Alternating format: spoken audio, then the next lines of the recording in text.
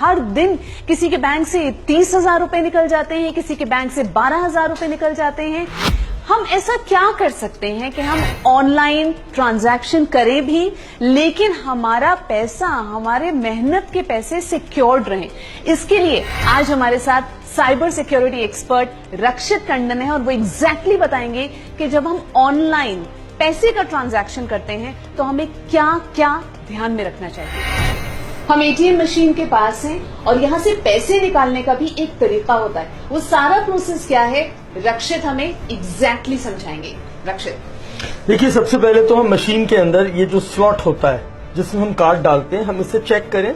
जैसे ये बिल्कुल एम्बेडेड है, कोई भी प्रोट्रूडिंग डिवाइस बाहर निकलता हुआ कुछ नहीं होना चाहिए। तो सबसे पहले तो हमें ये प्रोटेक्ट करना है। उसके बाद जब हम अपना कार्ड इंसर्ट करते हैं तो वो हमसे हमारी पिन मांगेगा, हमें ऐसे पिन डालना है, हाथ कवर करना है। ये मेरा प्रोसेस होना चाहिए। Okay okay. कई बार हमारे यहाँ एटीएम की लाइन है, पीछे आदमी खड़े हैं, उसमें भी एक बदमाश आदमी खड़ा होता है और वो मेरी उंगलियां पढ़ लेता है। राइट। कई बार ये हैकर्स हमारे किसी भी ऐसे एटीएम के अंदर यहाँ पे इसके नीचे ऊपर कहीं भी वो चिपका देते हैं कैमरा, माइक्रो कैमरा, जिसमें एक मेमोरी कार्ड होता है, और वो चिपकाने के बाद वो उसमें हमारी उंगलियां रिकॉर्ड कर लेते हैं। तो मैंने पिन डाल के ऐसे करना। ये स्लिप ऐसे फेंकी गई है। ओके। अब इस स्लिप पे लास्ट का कार्ड नंबर, अकाउंट नंबर और ट्रांजैक्शन मुझे साफ अंकित दिखाई दे रहा है। Right. ये इन्फॉर्मेशन एक हैकर के लिए बहुत काम की है। अब इसे तरीका क्या है, जब मेरी स्लिप निकली, Right. ये और ये, अब मैं इसे फेंकूंगा। तो एटीएम में पिन डालते टाइम बिल्कुल आपको हाथ से कवर करना है और अपनी ट्रांजैक्शन स्लिप को डस्टबिन में डालने से पहले फाड़िएगा, ऐसे ही मत डालिएगा।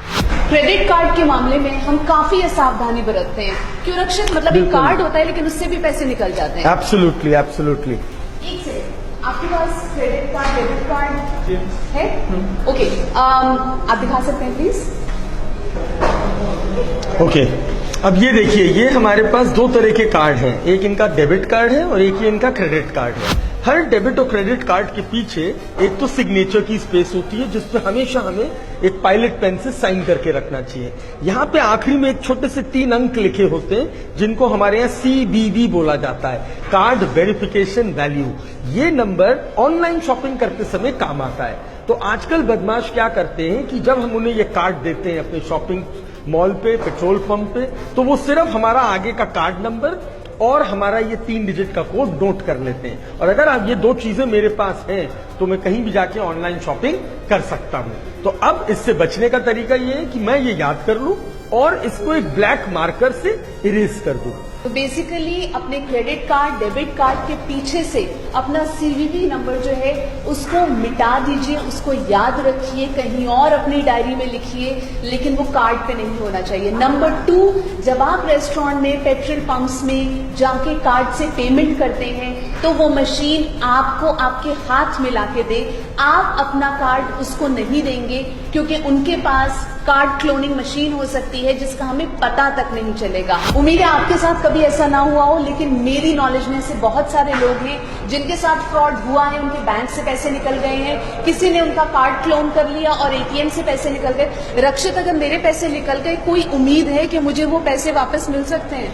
देखिए, इसमें 2 पॉइंट्स होते हैं। आरबीआई की गाइडलाइन के मुताबिक अगर किसी भी कंज्यूमर के साथ कोई फ्रॉड होता है और उसके अंदर जो सर्विस प्रोवाइडर है, बैंक है, उसकी कोई गलती है, तो उस केस में अगर वो 3 दिन के अंदर बैंक को और पुलिस को दोनों को साथ में रिपोर्ट करता है तो उसमें एक संभावना है कि बैंक को वो पैसा रिवर्ट करना पड़ेगा। ओके। बट उसमें डिपेंड करता है ऑपरेशन और मोडस ऑपरेंडी क्या है।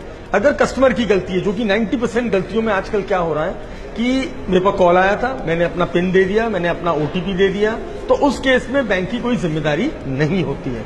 जहां भी किसी फ्रॉड के अंदर हम ये नोट करते हैं कि उसमें बैंक के कोई ग्लिच था बैंक की तरफ से और कस्टमर की कोई गलती नहीं थी, तो उस केस में पेमेंट रिवर्ट होता है। लेकिन दोनों ही केसेस में कंप्लेंट आवश्यक है। नेट बैंकिंग एक ऐसी सुविधा है जिसके लिए हमें बैंक जाके ट्रांजैक्शन करने की जरूरत नहीं, ऑनलाइन सब कुछ हो जाता है। बहुत अच्छी बात है, लेकिन अगर ऑनलाइन हमने गलती की तो हमारी मेहनत की कमाई सिर्फ हमारी केयरलेसनेस की वजह से पूरी की पूरी सफाचट हो सकती है। ऐसा ना हो, इसके लिए रक्षित हम क्या करें? जब हम बैंक की वेबसाइट खोलते हैं तो हमें उसकी प्रॉपर स्पेलिंग पता होनी चाहिए। राइट। और वो हमेशा हरे रंग का ये ताला छोटा सा, राइट। और बैंक का नाम, उसका सर्टिफिकेट, और HTTPS से शुरू होता है। ये सिक्योर प्रोटोकॉल है। ओके। फिर जब आप अपनी कस्टमर आईडी डालते हैं तो पासवर्ड डालने के लिए वो आपसे कहता है कि वर्चुअल कीबोर्ड का इस्तेमाल करें। इससे अगर कल को मेरे सिस्टम में कोई वायरस है, आजकल वायरसेस किस प्रकार के होते हैं, वो हमारे कीबोर्ड के बटन रिकॉर्ड कर लेते हैं, उन्हें की लॉगर्स या ट्रोजन नाम कहते हैं। हमने कुछ उल्टा सीधा डाउनलोड किया था, वो वायरस उसमें आ गया। अब मैं कीबोर्ड से पासवर्ड डाल रहा हूँ और हैकर को पता चल गया। आज बैंकिंग में डबल लेयर सिक्योरिटी है। वो लोग आपको एक OTP भेजते हैं, उसके बाद ही आपको अंदर जाने देते हैं। Right. आप अगर किसी को फंड ट्रांसफर करने देते हैं तो उसमें भी एक लीड टाइम दिया है उन्होंने कि कोई भी कस्टमर ऐड होगा तो आप पे हमेशा अलर्ट आएगा कि हाँ भाई आपने एक फलाने आदमी बेनिफिशियरी को ऐड किया है, उसे आप पैसा ट्रांसफर करना चाहते हैं। सिर्फ जो गलतियां हम देखते हैं इतने केसेस में, हमने OTP बता दिया। Right. End of course net banking use करने के बाद लॉग आउट कीजिए। लॉग आउट करना बहुत जरूरी है।